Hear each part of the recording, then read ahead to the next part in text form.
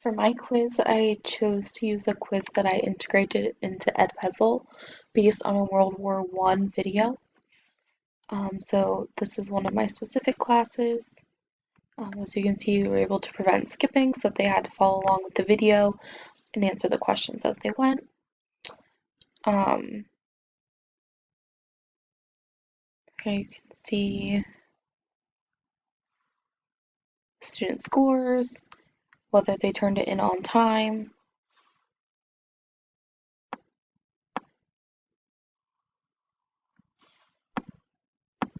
And then here are the questions.